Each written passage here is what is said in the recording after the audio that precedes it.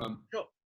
Hi, good morning or good afternoon, depending on the time you're looking at this pre-recorded event with Professor Andrew Reynolds. I'm Fabrice Hudart. I'm the Managing Director of Global Equality Initiatives at Out Leadership. And today I have the great honor of receiving my friend and fellow champion for human rights, Professor of Political Science in North Carolina University, Andrew Reynolds. So Andrew, first of all, it's very nice to see you despite the current context. Where are you quarantining? I'm actually back in North Carolina. I was in Colorado for a couple of weeks, so I just got home yesterday. Yeah, I imagine Colorado must have been nice, and there's not too many risks of running into people in the mountains of Colorado. No, that's true. And actually, yesterday I was driving it was 7 hours from Telluride to Denver across the mountains, so had no phone signal. So it was very good because I had a lot of nasty tweets from people, and I didn't see any of them because I was in a dead zone of the country. Yeah, and we might have the opportunity to talk about it. But first, the reason why we really wanted to record this session with you, Andrew, is because you published last year The Children of Harvey Milk, in which you talk not only about the historical role of political figures in advancing human rights of LGBTI people globally, but you also talk about what's happening now and the next generation of LGBT people.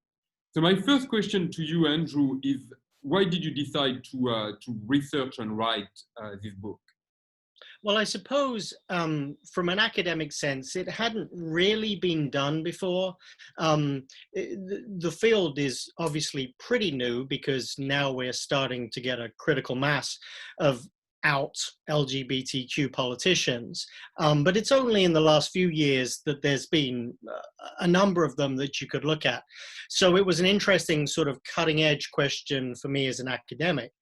But perhaps more importantly was that I felt that the stories were not just important drivers of change. The human narratives of individuals were important ways of changing attitudes.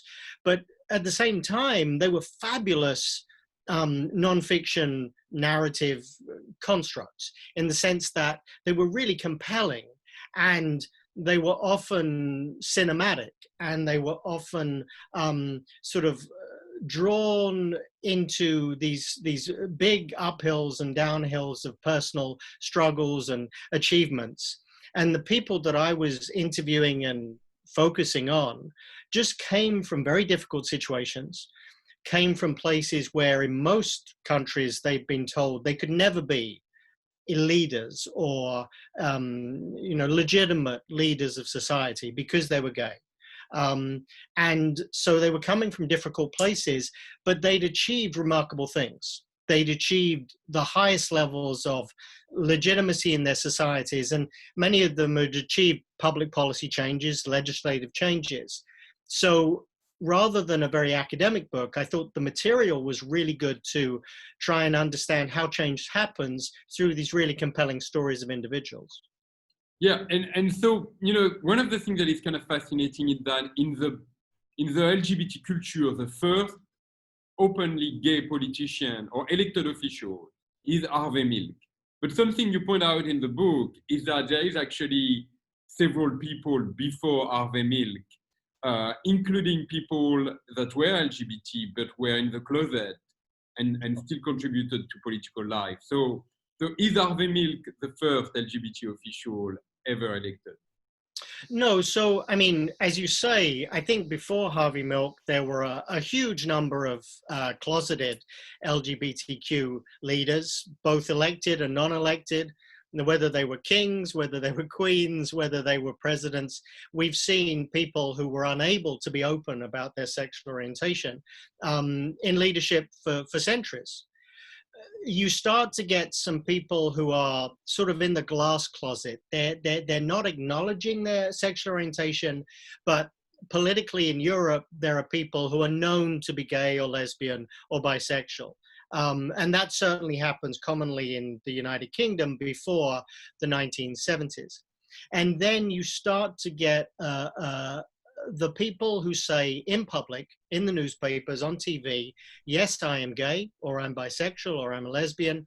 And then they start to get elected. Really, the first is 1976 at a parliamentary level, which is Huishuisen in the Netherlands.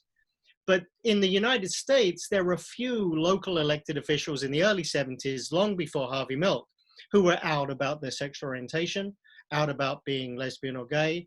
And so Harvey Milk wasn't the first by any means, but he was probably the most visible. He was the person who sort of made his platform centered on this role modeling question. I need to be an out gay man representing you to signal that this is what we can be. This is what you can be. So Harvey Milk wasn't the first out gay elected official at all, not even in the US, but he was the first that sort of made it a foundational part of his campaign. So that's actually pretty interesting because, something that you see in the book too, is that there is a lot of politicians, particularly in the United States, that in a way are outed, right? And that's when they become LGBT politicians, is that, as you say, they are in the glass closet, and then eventually something happens that makes them come out. But then what is specific about Harvey Milk is that he's a proud gay man. And so something that I would be interested to hear from you is, what do you think took for those first LGBT politicians to come out? Is it because they were megalomaniac? Because they were incredibly courageous? What kind of personality, take the risk of coming out in a political career?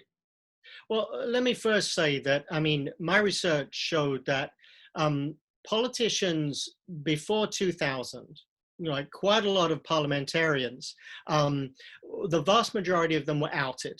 So they're in office, something happens, and they're outed in a scandal, mostly. After 2000, the vast majority of elected officials who identify as LGBTQ come out by their own volition. They're not outed. There are still some people outed, and every year there are still more people outed whilst in office. The interesting thing was, and this is sort of slightly tangential to your question, was that it made no difference whether you'd been outed in office or had been out before you were elected. The levels of re-election were just the same. Incumbency advantage. So you could be outed in Congress or in a parliament around the world. And actually those people were by and large still elected.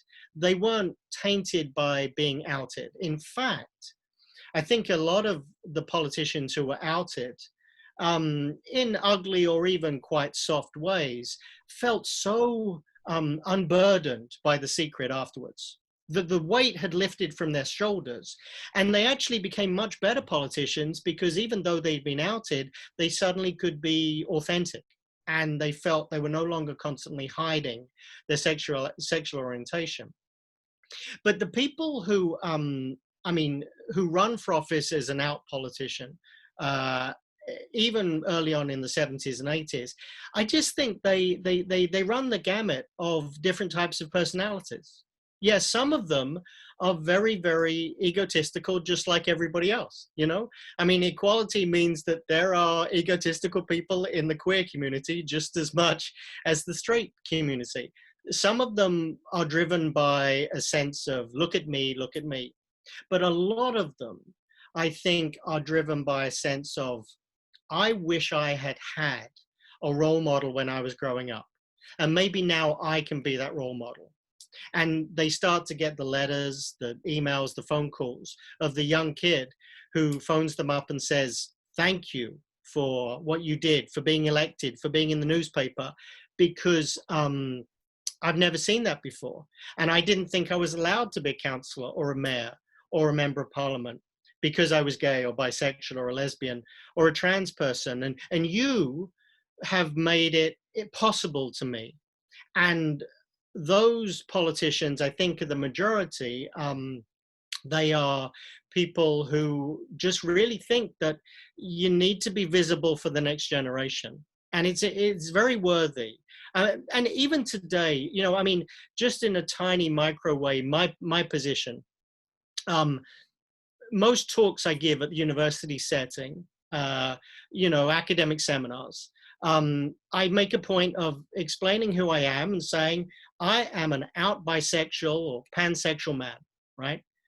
And then without fail, at the end of the seminar, some kid will come up to me and say, I've never heard anybody say that before. I've certainly never heard a boring middle-aged white man say that before. I've never seen, I mean, a bisexual person is a pop star or a movie actor. I mean, not an accountant or a tedious British academic. I mean, so that role modeling, that possibility, and it's very emotional. I mean, a 20, 21-year-old, 22-year-old who has never heard anyone say that they are what this person is, that they're bisexual, pansexual. It makes a huge difference. And so I think at the macro level with these politicians, it makes a much bigger impact because suddenly millions of younger kids can say, well, yeah, I'm allowed to be that way. Yeah, and that's something that you really point out very well in the book, which is that one of the, and we are going to talk about it, but one of the key benefit of having out politician is that it gives a message to young LGBT people that you have a chance at having a life of dignity and opportunity. You know, so one of the things that is fascinating about your work is that there is also behind it a lot of quantitative research that you carry out. And Yeah. so one of the research that I had the privilege to look at, you looked at whether being lesbian, gay, bi, or trans had a negative impact on your probability to get elected. So the question I have for you is today in 2020, in most of the Western world, being LGBT a handicap to get elected, or does it not matter anymore? Well, I think it varies across the developed world. It's certainly true. I mean, most of my work has focused on English-speaking countries. So, you know, we've done pretty good research on America, on Britain, on New Zealand, and to some extent looking at Germany, but less so France or Spain or Portugal or other countries. That being said, I think that in the United Kingdom, the impact of being a gay man of the majority group, so a white gay man, is pretty meaningless now. That you're not negatively affected as a candidate. And that's partly because all major parties have adopted equality and gay candidates as sort of the norm. So it's not a political wedge issue in the same way. But it's still true to say that the trans candidates, transgender men and women, are still heavily affected by bigotry, prejudice in the electorates. In New Zealand, we actually found in 2018 that there was a slight benefit of being a lesbian woman in the electorate above a straight woman.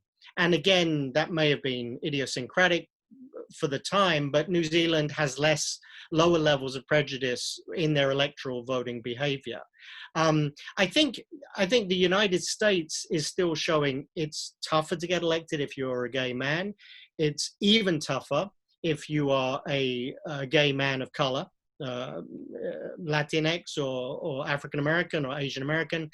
And it's really, really tough to be elected if you're a trans man or woman and a trans man or woman of color in the United States. But that being said, this is the average across the board. If you're in a very progressive district, if you're in a very democratic district or a very socialist district in the United Kingdom or a progressive district in New Zealand, then actually, even as a trans candidate, you're not negatively impacted by your identity. Because, I mean, I think at the end of the day, you've got a pool of voters who are going to be biased against you because of your sexual orientation or gender identity. But in some places, there's a slightly bigger pool of voters who are inclined to support you because you are gay or trans. and they're signaling their desire for inclusion and progress by saying, yeah, I know if I have 3 candidates and 2 of them are straight and 1 of them's gay, politically, I'm going to choose the gay one because that's my political orientation. And so when it comes to voting behavior, I think you need to get to the tipping point where there are more people who will see that trait as a positive than as a negative. Even if 90% of people don't care anymore, you just need a few more positives than negatives in the pool of voters. Yeah, so one of the things you point out, Ad, when you talk about that your chances of getting elected if you're in a progressive state or, you know, in a socialist state in part of Europe, you know, are greater even if you're trans.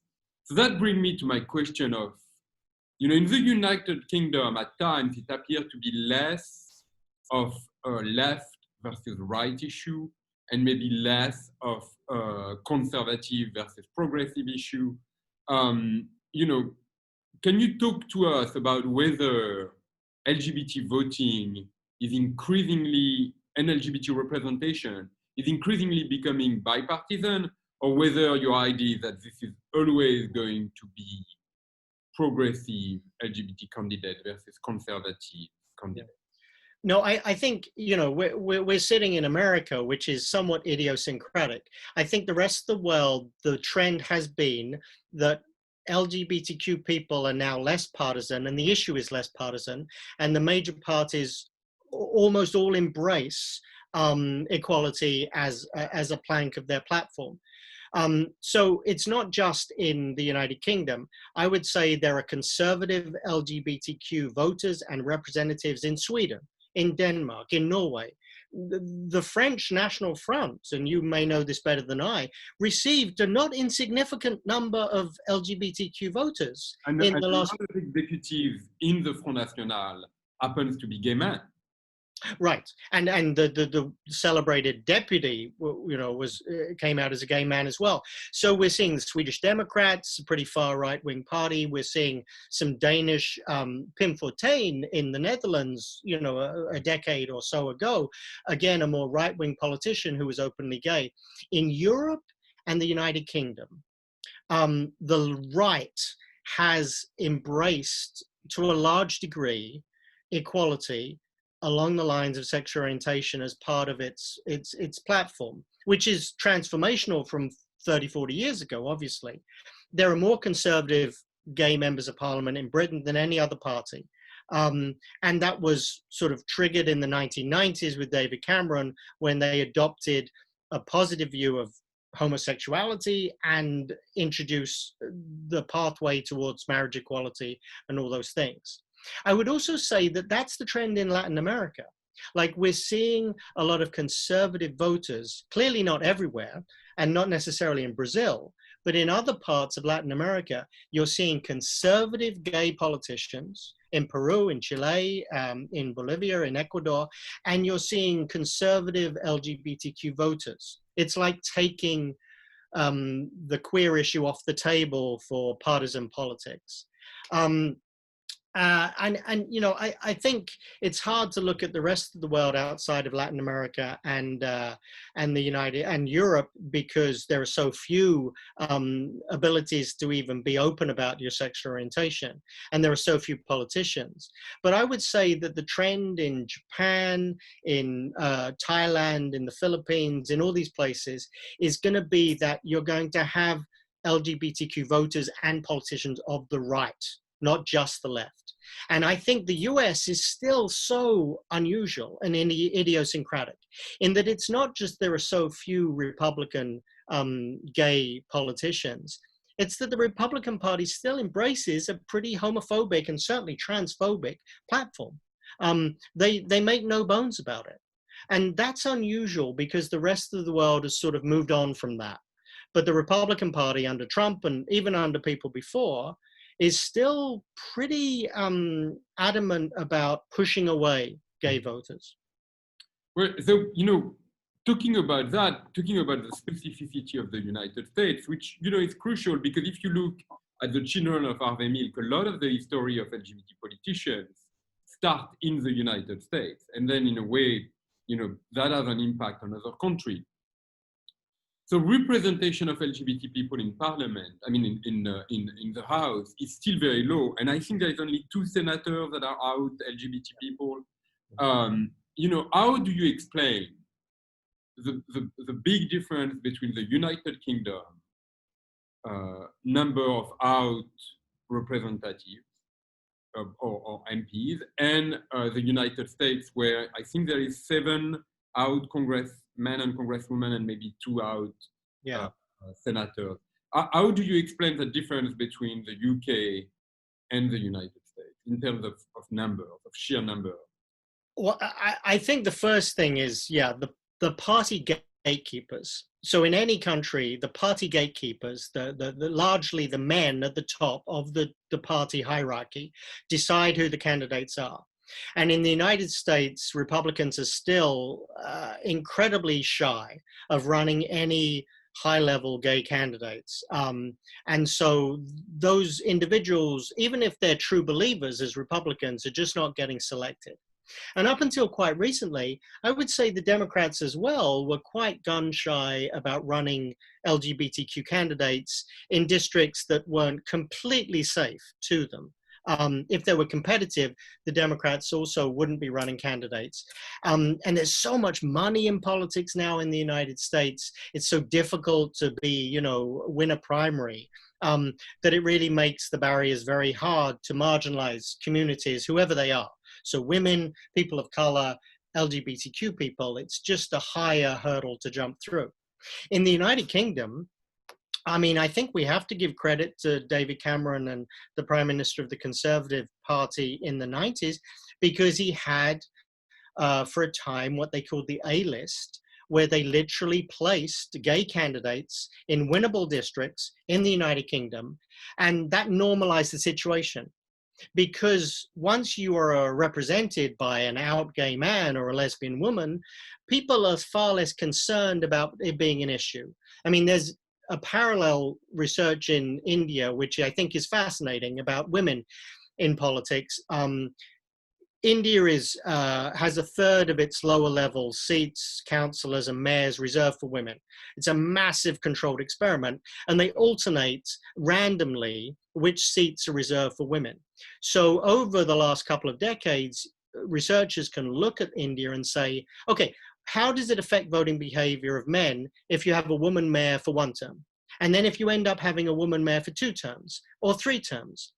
And the interesting thing in India, and I think this does apply to the LGBTQ issue, is that after 1 term of having a woman mayor, men start to lessen their prejudice against voting for women. After 2 terms, the prejudice is even lower. And if you end up having accidentally a woman for 3 terms, the inequality, the misogyny entirely disappears. Like, men are so used to having a woman mayor, they stop voting against women just because they're women. So in India, it takes 3 terms, I think of 2-year terms of a woman mayor to equalize the situation, to normalize the situation. And I think in the rest of the world, that's happening with LGBTQ politicians, that once you see your representative is an LGBTQ person and the sky hasn't fallen, you're not being visited by pestilence of the Lord, it's actually still happening normally, then people start to become less homophobic and transphobic in their voting behavior. And one could argue that we have gotten a lot of pestilence from God lately, but yeah, but it's not our fault. It's not our fault. That's true. It's not proven that it's our fault. No.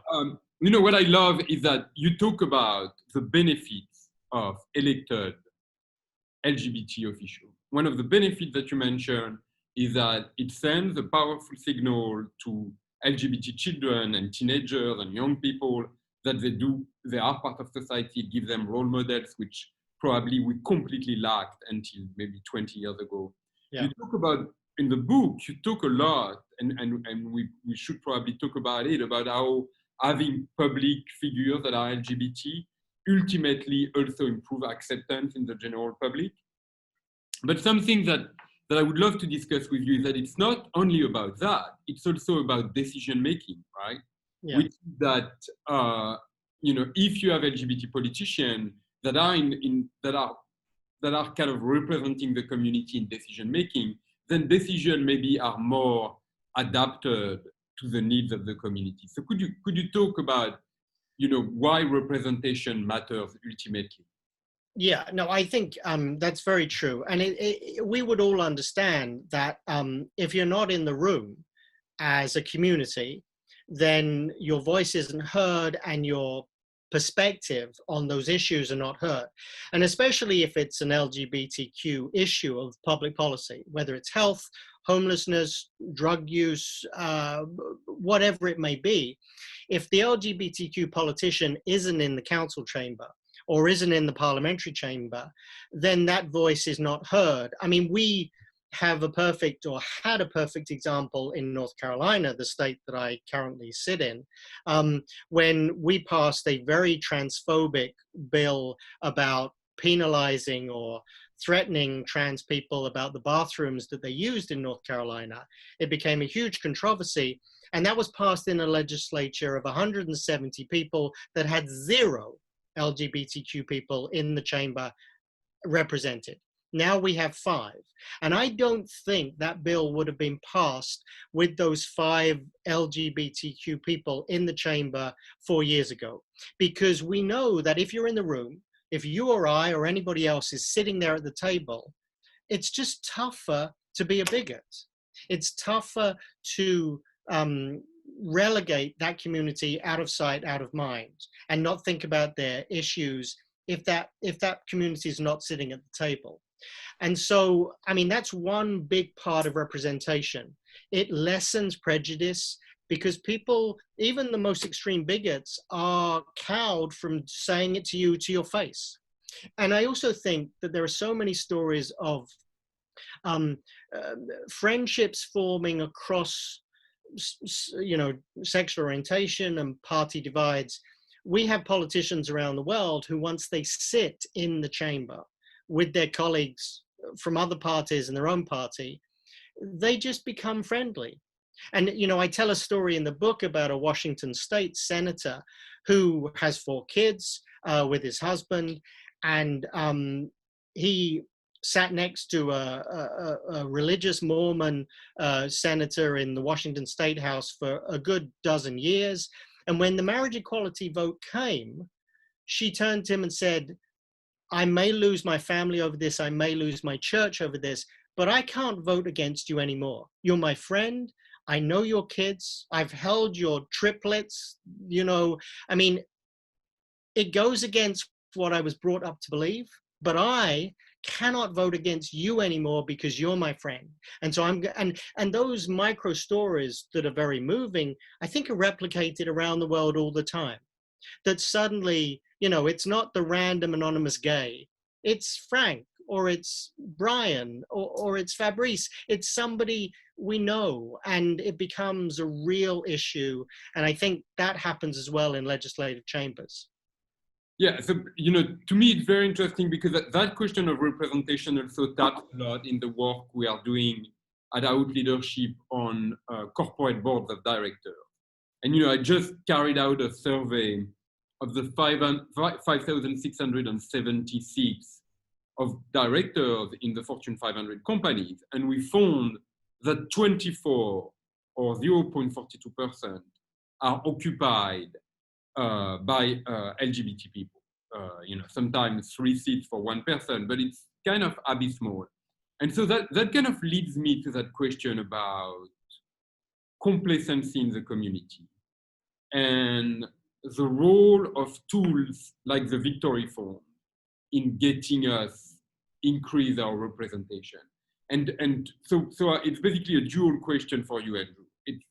Do you feel that the community is investing enough in trying to increase its representation in political life? And the second aspect is, do you think it is legitimate for LGBT people to push for greater representation and to use tools like the Victory Fund to try to increase their representation?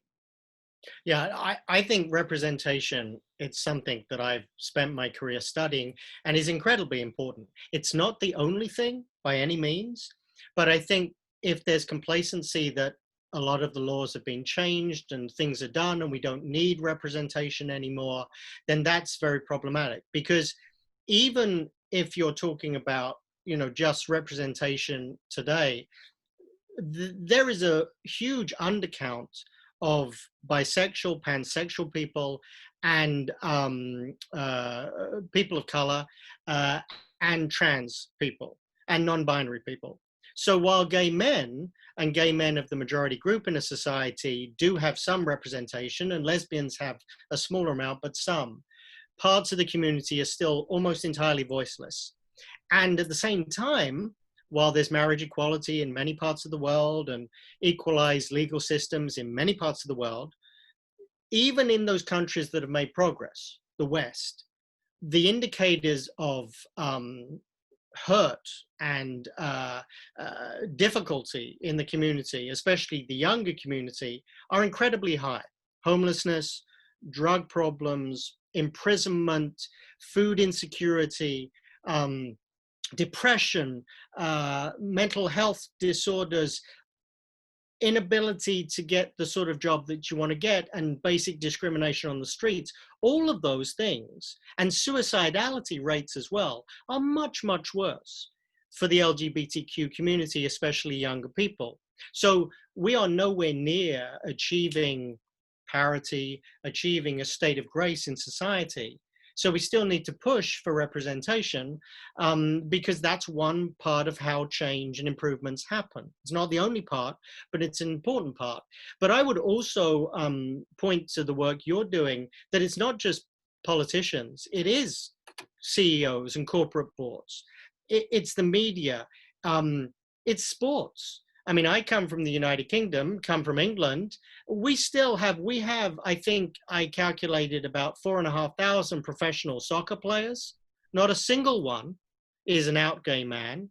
And that's a huge vacuum of legitimacy.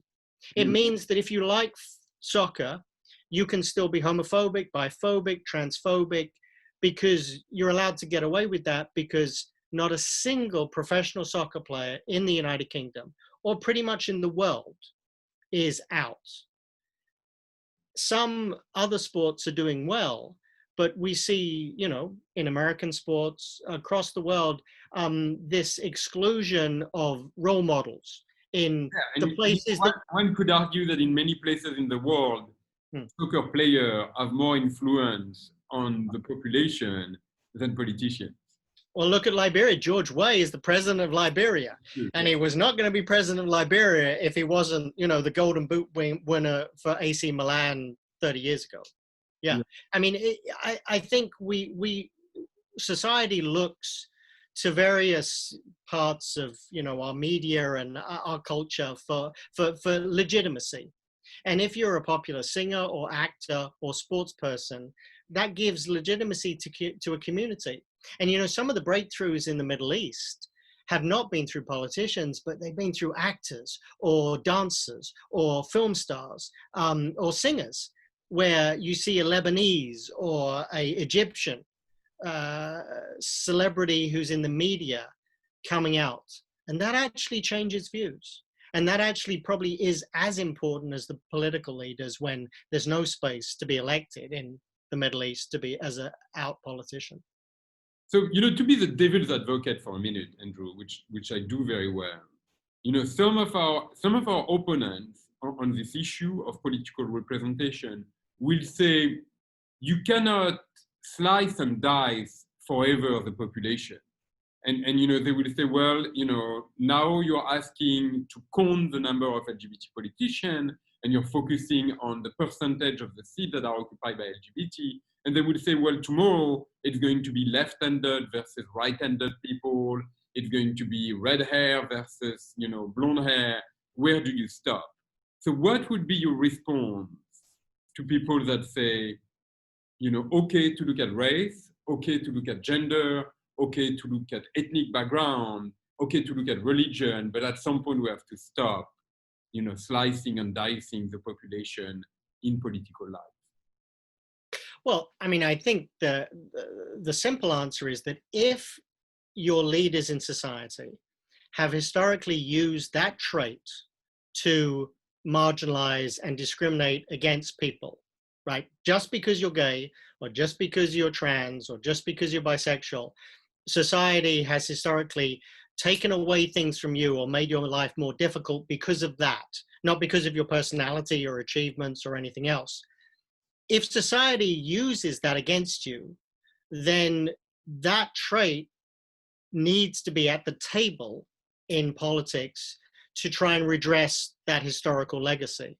So just as African Americans need to be in the room, just as Latinos need to be in the room, just as minorities of religious persuasions around the world need to be in the room, society has already used the homophobia and biphobia and transphobia against the group.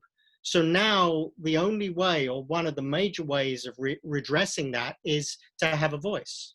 And that's not saying that there needs to be reserved seats. I don't think anyone is arguing that a fifth of parliament needs to be reserved for the gays. What it is saying is that if you want to see progress, you as a political movement need to be attentive to how you present your candidates, your internal slates of candidates to the voters. You need to put up people who represent the different parts of society. And actually, we know empirically, it just produces better outcomes. I mean, all the studies show that if you have a bunch of white men in the room together, they produce worse decisions than a heterogeneous group of men and women and different religions and backgrounds and ages. Heterogeneity in a decision-making group just produces better outcomes than homogeneity. And so having straight and gay, having men and women, having black and white in the room just produces better outcomes for even non-identity issues, a financial issue or an environmental issue. You just get better outcomes because you bring more ingredients to the table, and there's less groupthink, and there's more perspectives that come from different places. All the business evidence says that diversity just does a better job at making ongoing good decisions. Yeah, so one of the things that you point out is that the fear from some people is that we would be pushing for quotas, which I think is a really interesting question, because indeed, my experience as a Frenchman is that for a very long time, the French political life wanted to bring women on board, and they would never manage to, for the exact reason that you described earlier, which is that the decision maker in the party had no incentive to put women on their list, because women did not have clout, and so they would not be able to kind of give back in the future or scratch your back. There is always those exchanges in politics. And so in your opinion, can we still achieve progress on those issues without quota? Meaning that power never concede power. And so why would decision maker in the Democratic Party or in the Republican Party give a chance to a trans candidate if they know that the risk is that they are going to lose that seat? No, I mean, one of the big things is that there's a self-fulfilling prophecy of unelectability. And the self-fulfilling prophecy of unelectability is that decision makers say the woman can't win. So they don't stand a woman, they don't support the woman, and so the woman never wins. And so the voters say, well, a woman can't win here. The voters say, well, I'm not opposed to voting for a woman, but I want my candidate to win, so I'm not going to put up a woman. This is the argument around the presidential primaries as well. I mean, Elizabeth Warren and Kamala Harris and others, there was this question, could a woman win, especially after Hillary Clinton? So even if you said, well, I like Elizabeth Warren, but we really have to beat Trump, so let's choose a man, right? It's a self-fulfilling prophecy, so a woman never wins. But you just parlay that into the gay, lesbian, bisexual field. We've done a survey recently where we got 6,000 respondents to write in about why they didn't vote for a candidate. And a lot of them in multiple countries explicitly said this: I'm not homophobic myself. I wouldn't mind a gay politician, but my neighbors aren't going to accept the gay, so I won't vote for the gay candidate. It's a self-fulfilling prophecy. So I think what happens when you don't have quotas, but you do have inclusion, especially for women, is that the incentives tip. And suddenly the electorate start to say, we want more women in office. Scandinavia has the highest numbers of women in office, but almost all those countries have never had quotas.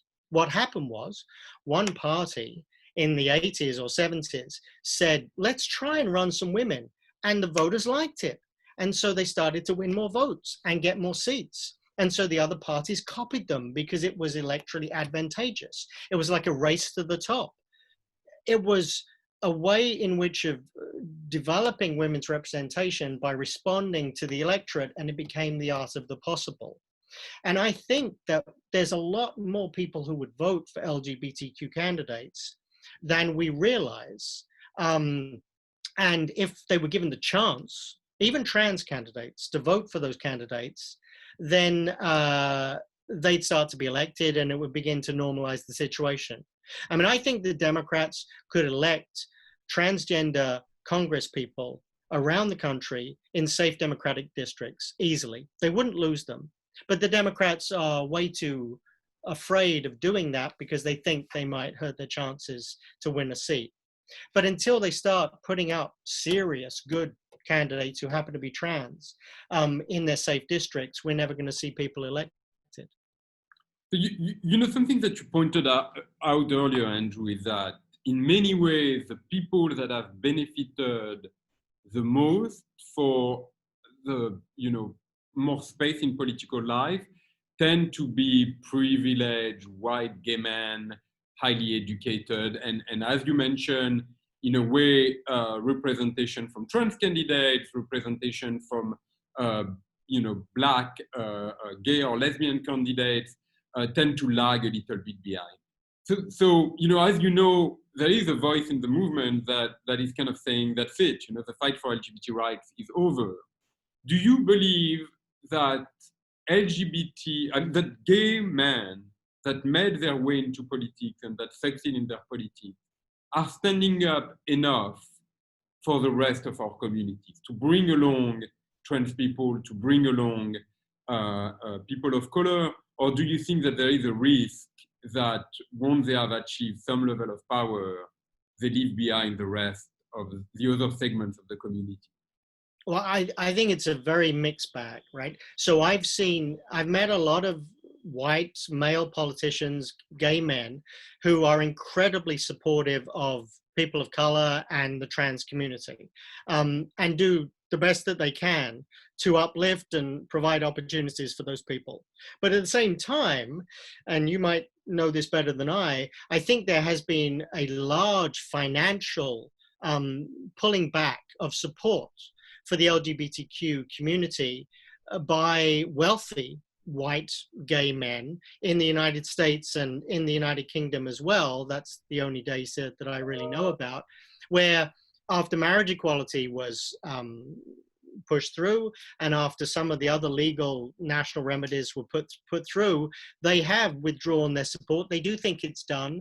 Their lives are pretty much protected now, but they've stopped giving money to a lot of the communities that are still working for trans and people of color. And as I said earlier, a lot of the indicators are still very bad.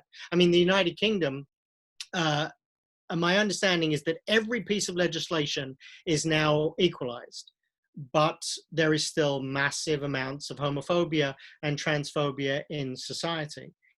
So I think one of the problems about even the most progressive, allied, empathetic white gay man in office is that there's still not a space for the African American, the trans person, the woman, the person of color at the table.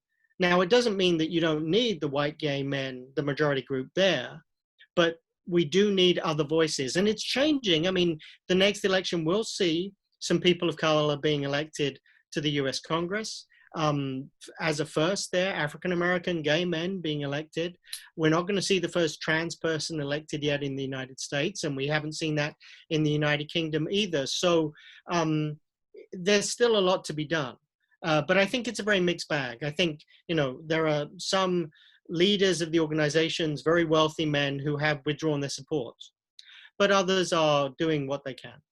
Yeah, and that's actually pretty fascinating. The Movement Advancement Project, has a report every year on the level of donation from the community to the 40 largest LGBT groups in the US. And it's not that great. Only 450 people, I think, give more than $25,000 to those 40 organizations. And then only 17,000 give more than $1,000.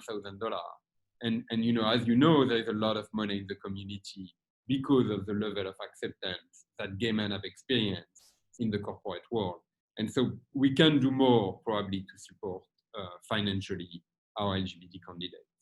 Yeah, and at the end of the day, we know who the really rich LGBTQ people are. And they're almost entirely white gay men, and everybody asks them for money.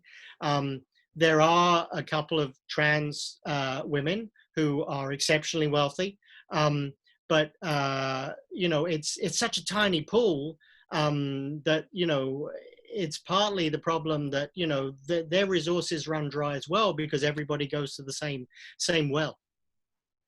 So I would not make the best use of my last 12 minutes with you if I didn't mention the fact that you kind of got caught up in the crossfire between Ambassador Grenell and the Victory Fund, and indeed you get a lot of punch from Republicans. So do you feel, first of all, that we are being unfair to conservatives in the way we deal with them in the Trump administration? No, I don't think that. I mean, the ironic thing about Richard Grenell and his dismissal of me was that actually, if he read my book, I say a lot of very positive things about the way the LGBT community is becoming less partisan in the rest of the world. I write a whole chapter about the conservatives in the United Kingdom and how a significant part of change in the United Kingdom has been because the right has embraced equality. And I talk a lot about conservative politicians in Europe, but also in Latin America, and how that's an important, perhaps crucial part of change, where it becomes a nonpartisan issue. I don't think it's being unfair to the Republicans to say that they are still explicitly homophobic and transphobic, and they are still explicitly making it very, very difficult to be an openly gay person in the GOP. And that's what most openly gay people will say in the GOP. I mean, Grenell is an idiosyncratic, unique person in the Trump administration, where he has sort of crafted a position as Trump's gay man, the only one. And I think he's sort of taken on this personality. It's almost, I don't know if it's an act or not, but he's the pit bull. He's the person who goes after people in an extreme way. And I've actually experienced this once before. I did an article about North Carolina's waning democracy 4 years ago. And I also received hundreds of abusive messages and actually levels of death threats that I had to be escorted to class by campus security here at UNC. So it's not really the gay issue. It's just unleashing the Make America Great GOP Trumpites. And they have, a few hundred people who will start to go after you online, virtually, in pretty explicit ways. But I think Grenell and Trump knows what he's doing, right? I think their strategy now in the last few months of this campaign is that the last throw of the dice is to try and make this a culture war between us and them and mobilize people who are angry. And they're straight and they're white and they're conservative and they're angry. And I think Trump and Grenell are almost strategically trying to just mobilize hatred and anger as their last throw of the dice because the election campaign looks very tough for them. Well, and you know, it brings me a little bit to what you said about the Front National in France, which is that, as you know, the Front National is against same-sex marriage, even though same-sex marriage was passed. Yeah. And, you know, the Front National is clearly against bringing, you know, the question of gender identity and sexual orientation in curriculum, which to me is a necessary step toward equality. So the question that I have for you, which is a difficult question, is do you believe that as an LGBT person, you can be represented in either an administration or a party that is fighting human rights of LGBT people? Well, I mean, at the end of the day, I think you can be a rational gay voter and support a party that may be conservative in its financial and economic outlook, but has socially liberal equal values. I mean, it's perfectly reasonable for you as a gay man or a lesbian woman or a trans person to actually say, as long as you see me as a valid equal person, then I can have these conservative economic views, and that to me is rational, is logical. But I don't think that it would be rational and logical to support a party that was vehemently against your equality with any other straight person, that said that you are less of a person just because of how you were born, of who you love. I mean, that seems just idiotic to me. But then, you know, voting and partisan politics is not rational or idiotic or sensible very often. I mean, people make decisions against their self-interest all the time. Working class people may vote for economic policies that hurt them around the world. Women can vote for misogynistic leaders who are men. You know, minorities can vote for racist leaders. I mean, this is not something that is just the proviso of the queer community. You know, I actually think it's a good thing when the LGBTQ vote becomes less partisan, because all the main parties have adopted equality on that issue, and that's fine. But I do find it difficult to understand how some Swedes or Danes or French or British people vote for parties that are against their own basic equality. Yeah, and you know, to me that kind of brings us a little bit full circle to where we started the conversation, which is that somewhere in the book, what you talk about is that the only reason people like you and I can have this conversation today, and can, you know, you are a professor, I work at the United Nations, is because people made huge sacrifice before, and that we would still be in the shadows, living short, brutish lives if it wasn't for the fact that very recently people stood up and made sacrifice in their personal lives in order to ensure that we have some level of equality. And I think that that's one of the things that is the most magical about the book, is that it shows how recent our level of freedom is. And in that sense, that's why to me sometimes it's difficult to imagine that you could not have the well-being of the LGBT community as one of your primary rationale in your vote. But I get your point on bipartisanship, and it's important. And you know, I come from a country, France, where the Conservative Party has also been dragging their feet in embracing LGBT equality. So, you know, Andrew, before we close, I wanted to ask you two questions. You know, first of all, what are you working on now that the book has been published, that you have been launching it? And then the other thing is, how do you feel that the book has been welcomed around the world? Well, let me take the last question first. We did a series of book tours in the US and Europe and Australia, New Zealand, Berlin. The book has been really nice. I mean, part of the great thing for me was to go around the world with the characters of the book. who are in the book, the chief characters, and actually sit next to them and hear their stories and go to panels and events, and the responses of people to those stories is incredibly heartwarming. And again, when you get a younger person come up to you and say, or write to you and say, this book really means a lot to me as a person, that's the best review that anybody can give you. In fact, I had one email that said that the woman said that she couldn't read the book on the subway anymore because she kept on crying. And I thought, that's the best review. That's the review that I want to hear, that you can't read the book in public because it makes you cry. But what I'm doing now is actually, I'm only here in North Carolina for about another 3 weeks. After 20 years, I'm moving to Princeton. I don't know if you knew this, but so I actually now am an employee of Princeton University.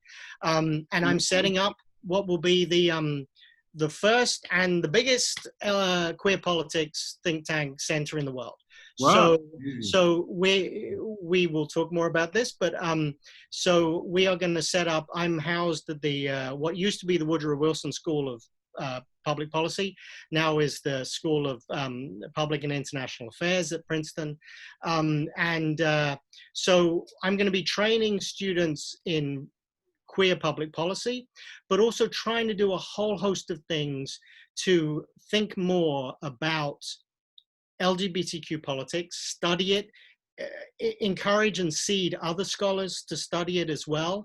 We're going to be trying to do more data gathering and putting it more up online, and just try and build a center that really can, grow and mainstream the study of LGBTQ politics. And so that's my focus for the next, foreseeable future. Well, that's amazing. Well, Andrew, I loved having this conversation with you. I cannot thank you enough for your generosity in giving us an hour, and I hope I see you very soon. Thank you so much. Sir, no, thank you. And I really appreciate your support in every way. So thank you, Fabrice. I talk to you soon. Thank you, Andrew. Bye-bye.